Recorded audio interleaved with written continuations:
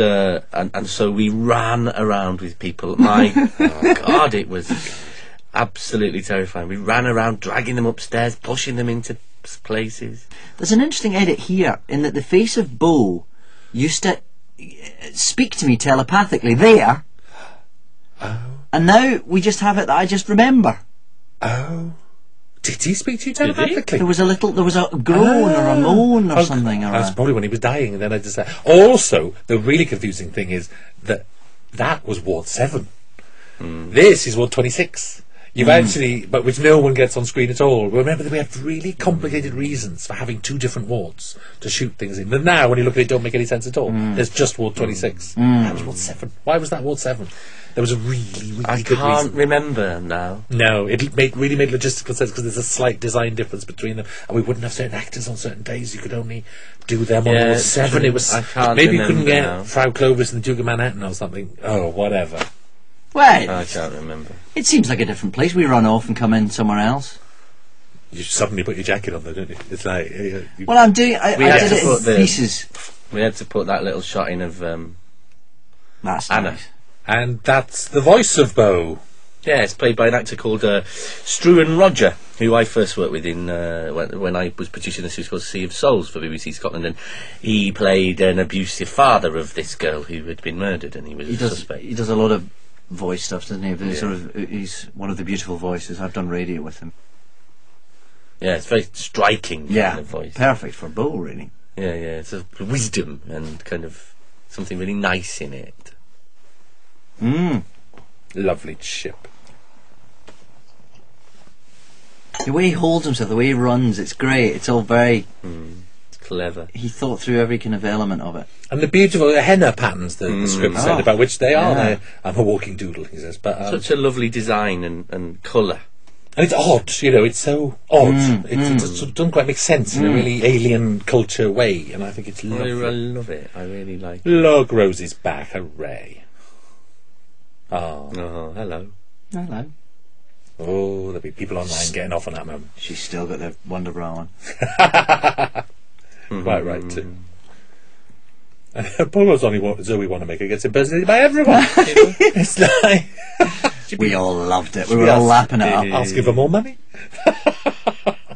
And this is where now the missing scene that was filmed, there was a camera fault, a genuine camera fault, as happens sometimes, is it's just a bridge between this scene and the next one where they took the Doctor and Rose took Chip back outside to look at the city, and it's evening and the sun is setting over the city, and it would have been beautiful. And it's just sad. He's dying, and they ask about the future of the human race because the Doctor says after this Earth there'll be another one, and then another one, and it's just telling it's not Chip, it's Cassandra that the human race will never die. And there's a very nice bit about does Rose say to you, where does it end? Where does the human race end up in the end? And you say, I don't know. It goes I don't on. want There's to another know. one after this, and I think we have got it recorded from the monitor on tape, so but it's unusable. But I think it would be so interesting on the DVD to bolt that together as a missing scene. I asked Gillian as well because it was confidential recording that day. We So must do it. There's we've got it on the monitor tapes. And then at the end of that, the Doctor said he referred back to no second chances. He said something like, "I know I said no second chances, but there's one more thing I can do for you." Yeah. And you mixed to this scene. Yeah. Because then Cassandra's earned it a little bit more than she has at the moment. She has at the moment. It's So what I only noticed recently, I hadn't noticed it any time I'd read the script or worked on the script.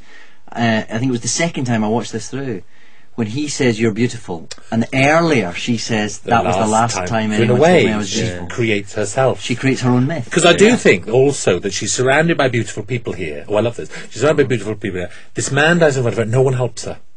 And like from that moment on, she thinks, actually, you're all vile. Something happens, goes wrong there. They all run away, and she's left all alone with a dying thing. And I think and that's the last time she was told she was beautiful. I think she created herself, actually. It's true. I think you'd really get a sense that everything changed. It went that wrong night. that night. And that's why she then models a clone of Chip on the man she saw that night all those years ago. She says that's my favourite pattern because that's the last person that told her she was politically dumb. And how beautifully do they both play it? Yeah. Look at her. I mean, just brilliant. It's brilliant. And the most brilliant design thing here is that splodge of black on the floor that looks like Chip's cloak is huge. You know, like there's a black splodge, so it looks like the witch in the Wizard of Oz melting almost. That is so clever. It's really beautiful. Oh, we love our own work. I do love my own work. I'm sorry, it's marvellous. Hooray! Quite right too. It's brilliant. And you're both sad. This was my first day in that costume. Was it? It was. Oh, because you'd been in your gym jams? Because we've been doing the Christmas episode, the gym jams. And Of course. And you give such a hard look here. I love that look. You're not like going, oh, isn't it sad? No, well, because he's got a very complicated reaction to what he thinks about this. Yes, it's not easy. She's still a killer. She killed all those people. Absolutely. Oh, and that missing scene. Didn't it refer to Platform 1, didn't it? He said you still killed all those people. Yeah. Here and on Platform 1, that's all your fault. Yeah. And that was nice. That the only proper mention of Platform 1 on it. It's like, oh, well. Next week, however... Here's episode 2! Hooray! Best episode in the world! I always remember you saying to me, do you know what, I've decided what episode 2 is. It's Queen Victoria, a werewolf, and Kung Fu monks. I howled with laughter. I said, well, I watched that. And that's exactly what it was. And then you devil, added the Koh-i-Noor. That's what took me a week. Was that giving it away? Is that giving it away? Well, you'll have to watch.